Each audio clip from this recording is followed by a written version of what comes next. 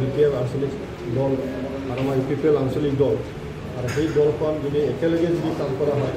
বেছি শক্তিশালী হ'ব আৰু ভালকৈ কাম কৰিব পাৰিব। আজি কি অনুষ্ঠান ৰখা হ'ব? আজি দমদমাস্থ আমাৰ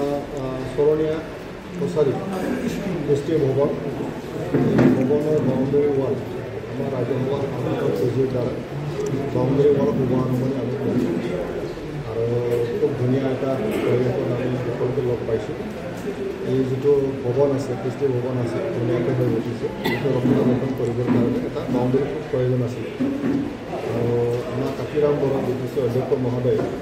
আমাৰ শৰণীয়া কছাৰী ছাত্ৰ সন্থাৰ বিকলবিদ্যাসকল আৰু এই অতিষ্ঠ সংঘ বিকলবিদ্যাসকলৰ লগত আলোচনা কৰি পেলাই তেওঁলোকে এই বাউণ্ডেৰী ৱালৰ প্ৰয়োজনীয়তা মোক জনাইছিল। লগে লগে মই সন্মতি প্ৰকাশ কৰিছোঁ এইটো কৰা যাম বুলি। ইতিমধ্যে 10 লাখ টকা তেওঁলোকে বাউণ্ডেৰী ৱাল নিৰ্মাণ দিয়া হৈছে আৰু আৰম্ভ হ'ল চেংচনো হৈ গ'ল। গতিকে সেইটো ভালকৈ হৈ উঠিলে এই অনুষ্ঠানটো ৰক্ষণাবেক্ষণৰ ক্ষেত্ৰত খুব ভাল এটা পৰিৱেশ। সমাগত বিভিন্ন তাৰ ভিতৰত UPPL আৰু BPF ভিতৰত বিভিন্ন ধৰণৰ প্ৰশ্ন হৈছে। আনহাতে BPF নৱকৰণে BPFৰ লগত মিত্ৰতা কৰিম বুলি কি কয়? কথাটো এনেকুৱা ৰাজনীতিৰ দল মানে নিৰ্বাচনত অংশগ্ৰহণ কৰে আৰু নিৰ্বাচনত অৱতীৰ্ণ হৈ শাসন দখল কৰি পেলাই ৰাজ্য চৰকাৰ কাম কৰে আৰু প্ৰতিটা ৰাজনীতিৰ দলে নিজৰ এটা চিন্তাধাৰা আৰু যেতিয়া নিৰ্বাচন আহে তেতিয়া কোন দলে কাৰ লগত কথা পাতি পেলাই কেনেকৈ মানে গঠবন্ধনত ৰাখিম, অকলে খেলিম না বেলেগে দলবিলাকৰ লগে কাম কৰিম, এই চিন্তাবিলাক আহি যায়। এতিয়া BTC নিৰ্বাচন 25ত হ'ব, মাজতে এটা বছৰ আছে। ইয়াৰ আজিৰ তাৰিখৰ পৰাই আজি মানে এইবিলাক কুচকাৱাজ চলি আছে। গতিকে BPF এই চিন্তাটো কৰিছে, নৱকুমাৰ শৰণীয়াতে এইটো চিন্তাটো কৰিছে, BJPও এইটো চিন্তা কৰিছে। আমি UPPL হিচাপে আমাৰ স্পষ্ট আমি চিন্তা কৰিছোঁ যে যিহেতু এইবাৰ UPPL BJP আমি একেলগে গঠবন্ধনে আমি চৰকাৰ চলাই আছোঁ, কেন্দ্ৰীয় চৰকাৰ, ষ্টেট চৰকাৰ আৰু আমাৰ BTC আৰু আগতে BTC নিৰ্বাচনক লৈ পেলাই যিহেতু BJPও কৈছে যে আমি অকলে খেলিছোঁ, তো সকলোৱে চিন্তা আছে নিজৰ দলক শক্তিশালী কৰি পেলাই নিজে অংশগ্ৰহণ তাক আৰু বুজিব লগা নাই। এতিয়া যিটো পৰিৱেশ চলিছে UPPL আৰু কি কয় BPFৰ লগত যিটো নেতৃত্বৰ কথা, এইবিলাক আমাৰ বিভিন্ন সমাজৰ মাজত চৰ্চাটো চলি আছে। মাজতে আমাৰ জাতীয় সংগঠনবিলাকে আহ্বান কৰা হৈছে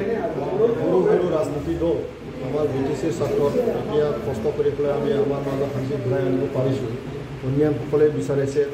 35 লক্ষ জনসাধাৰণৰ দায়িত্ব লৈ পেলাই কাম কৰিব লাগিব। মানুহৰ মাজত এটা চিন্তা আছে যে আঞ্চলিক দল অলপ শক্তিশালী হওক বুলি, সেইবাবে হয়তো সকলোৱে বিচাৰিছে যে যিহেতু BPF আঞ্চলিক দল আৰু আমাৰ UPPL আঞ্চলিক দল আৰু সেই দলখন যদি একেলগে যদি কাম কৰা হয় বেছি শক্তিশালী হ'ব আৰু ভালকৈ কাম কৰিব পাৰিব। গতিকে তেওঁলোকৰ যিটো আহ্বান, সেই আহ্বানটো আমি সকলোৱে ৰাজনৈতিক দলবিলাকে আমি আলোচনা কৰিছোঁ। আলোচনা নকৰা নহয়, সঁচাকৈ কিবা এটা যদি হয় চবৰে কাৰণে ভাল হ'ব। গতিকে ইতিমধ্যে BJP কি কয় নহয় BPFৰ পৰা কোৱা হৈছে যে আলোচনা হৈছে,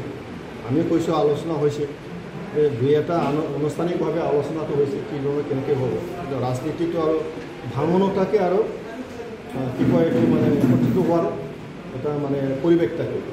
গতিকে অনাগত দিনত UPPL আৰু BPFৰ মাজত কি ধৰণৰ কি ফৰ্মুলা কেনেকৈ আগবাঢ়িব পাৰে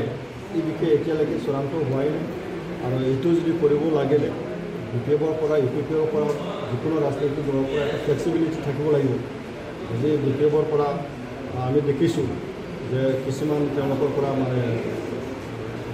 কয় আমাৰ ছ'চিয়েল মিডিয়াত কিছু কথা তেওঁলোকে বাইট দিছে, তাৰ মানুহৰ ষ্টেটমেণ্ট দিয়া হ'ল, ইয়াৰ ওপৰতো আমাৰ মাজত চৰ্চা কৰিছে। গতিকে এটা সৌহাৰ্দ্যপূৰ্ণ এটা পৰিৱেশত যদি আলোচনা হয় তেতিয়া পৰৱৰ্তী পৰ্যায়ত ৰাইজে কৰিব। বিভিন্নজন সোমাই আছে, প্ৰতিটো সপ্তাহতে সোমাই আছে, তেওঁলোকে BTC দখল কৰাৰ পৰিকল্পনা হাতত লোৱা বুলি এইটো স্বাভাৱিক, এইটো বেয়া পাই লাভ নাই, আমি বেয়া পোৱাৰ কোনো যুক্তিও নাই। তেওঁলোকে হ'ল এটা ৰাষ্ট্ৰীয় ৰাজনীতি দল, সকলো ঠাইতে যাব পাৰে, সকলো অঞ্চলতে তেওঁলোকে ৰাজনীতি কৰিব পাৰে। আমাৰ BTCটো এটা অঞ্চল হয়, তো গতিকে তেওঁলোকে আমাৰ অঞ্চলত আহি পেলাই কাম কৰিব পাৰে, তাৰ আমাৰ ক'বলগীয়া একো নাই। সেইটো আমি UPPL দল হিচাপে আমাৰ দলক শক্তিশালী কৰি পেলাই এই অঞ্চলৰ ৰাইজৰ স্বাৰ্থত কাম কৰাৰ কাৰণে আমি আমাৰ চিন্তাটো ঠিকে আছে, আমি মানে আমাৰ চিন্তাধাৰা আমি কাম কৰি আছোঁ। গতিকে ইয়াততো গণতান্ত্ৰিক হয় আৰু ভাল কথাটো হ'ল BTC অঞ্চলত এতিয়া শান্তি আহিছে যোৱা 17টা বছৰত আমাৰ আজিৰ তাৰিখত প্ৰমোদ বড়ো ডাঙৰীয়াৰ নেতৃত্বত যিটো BPPL দল কাম কৰি আছে গতিকে আমাৰ যিটো কাম কাজ ৰাইজৰ মাজত ভালকৈ অলপ চৰ্চা হৈছে ৰাইজে গম পাইছে শান্তিও আনিবলৈ সক্ষম হৈছে উন্নয়নৰ প্ৰক্ৰিয়াটো আৰম্ভ কৰিলে গণতান্ত্ৰিক প্ৰক্ৰিয়া আমাৰ অঞ্চলত যথেষ্ট ভাল হৈ গ'ল এই কথাখিনি লক্ষ্য ৰাখি পেলাই আমি আশাবাদী যে আগন্তুক দিনত BPPLক ৰাইজে আকোৱালি ল'ব নাই সেইটো তেখেতে কোনটো মানে ডিষ্ট্ৰিবিউটেড কৈছে আমি ক'ব নাজানো আৰু আমাৰ কথাটো হ'ল আলোচনা এটা প্ৰস্তাৱ হ'ল মাজতে আমি আলোচনাত বহিলোঁ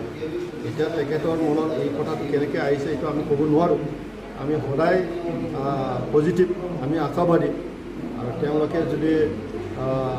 আলোচনাটো যদি সঁহাৰি দি পেলাই আলোচনা কৰি থাকে তেতিয়া পৰিৱেশটো ভাল হ'ব আৰু তেওঁলোকে যদি এনেকৈ কোনোবাক দোষ দি পেলাই যদি যাব বিচাৰে তেওঁলোকৰ কথা কিন্তু আমাৰ দলৰ তৰফত কোনো নেগেটিভ নহয় আমি পজিটিভ যদি আলোচনা কৰিব বিচাৰিছে আমি কৰিছোঁ আমি কৰি যাম ভাল ফলাফল যদি হয় ৰাইজৰ ছাত্ৰ হ'ব গতিকে এনেকুৱা দায়িত্বশীল ব্যক্তিসকলে যদি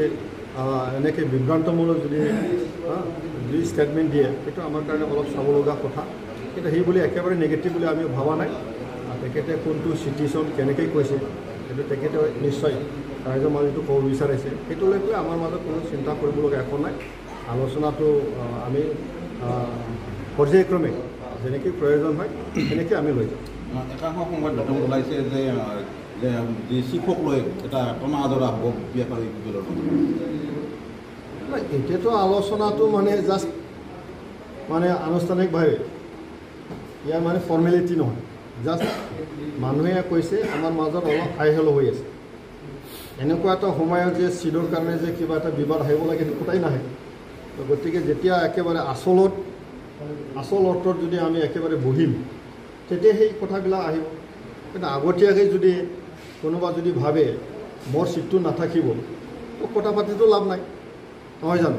আৰু এইখিনি কথা ৰাইজে বিচাৰ কৰিব কাৰ দ্বাৰাই মানে কাৰ চিন্তা কেনেকৈ ৰাইজে চব গম পাব গতিকে এই যে আলোচনা এই আলোচনাটো সফল হোৱা নোহোৱাটো কোনে ভংগ কৰিছে কোনে আগবাঢ়িছে ৰাইজৰ মাজত বিচাৰোঁ আচলতে এটা কথা হ'ল আপুনি ৰাজ্যসভাৰ সাংসদ হিচাপে স্পষ্টভাৱে নক'লেও আপুনি এটা কথা কৈছে UPPL আৰু BPL লগ হোৱাৰ ক্ষেত্ৰত আপুনি আওপকীয়াকৈ কৈছে কিন্তু তাৰ আগত এটা মন্তব্য কৰিছে যে 17 বছৰে BPLত যি কেনেধৰণৰ শাসন আছিল বা এতিয়া কেনেধৰণৰ শাসন আছিল পুনৰবাৰ যদি BPL আৰু BPL লগ হয় শাসনটো কেনেকুৱা হ'ব আপুনি এইটো উল্লেখ কৰি পেলাইছে নাই কথাটো হ'ল এইটোতো বাস্তৱ 2020 চনৰ আগৰ পৰিৱেশটো চবেই গম পায় এইটো অন ৰেকৰ্ড চব আছে সেইটোতো মই মিছা কথা কোৱা নাই নহয় জানো গতিকে সেই আমিতো আগতে কৈ আহিছোঁ যে হাগ্ৰামাৰ দিনৰ নেতৃত্বত কি পৰিৱেশ আছে এইটো ৰাইজৰ অন ৰেকৰ্ড আছে আৰু বাৰে বাৰে ক'ব লগা একো নাই 2020 চনৰ পৰিৱেশ 4 বছৰ আজি 2024 এই 4 বছৰ পৰিৱেশৰ মাজত মানুহে কি ধৰণৰ অনুভৱ কৰিছে চব ৰাইজে গম পায় দিনে ৰাতি আপুনি য'তে নাযাওক কিয় আপুনি যাব পাৰে নিজৰ মনৰ কথা ব্যক্ত কৰিব পাৰে কাৰো ওপৰতো জুলুমবাজি হোৱাই নাই আজি উগ্ৰপন্থী নাই ধন দাবী নাই ইমান ভাল পৰিৱেশ চলি আছে তো গতিকে এইটো স্পষ্ট সকলোৱে জানে গতিকে এই কথাটোৱে মই কৈছোঁ 2020 চনৰ পৰিৱেশ আগতো পৰিৱেশটো বেলেগ আছে 2020 চনৰ প্ৰমোদ বড়ো ডাঙৰীয়াৰ নেতৃত্বত যেতিয়াৰ পৰা আমাৰ চৰকাৰখন আহি গ'ল আৰু এইটো আমি ক'ব লাগিব যে ভাৰতৰ প্ৰধানমন্ত্ৰীৰ নেতৃত্বত অমিত শ্বাহ ডাঙৰীয়াৰ নেতৃত্বত অসমৰ মুখ্যমন্ত্ৰী হেমন্ত বিশ্ব শৰ্মা ডাঙৰীয়াৰ তেওঁলোকৰ নেতৃত্বত আমাৰ BPL অঞ্চলৰ শান্তি পৰিৱেশ আহিছে সেইটোতো আমি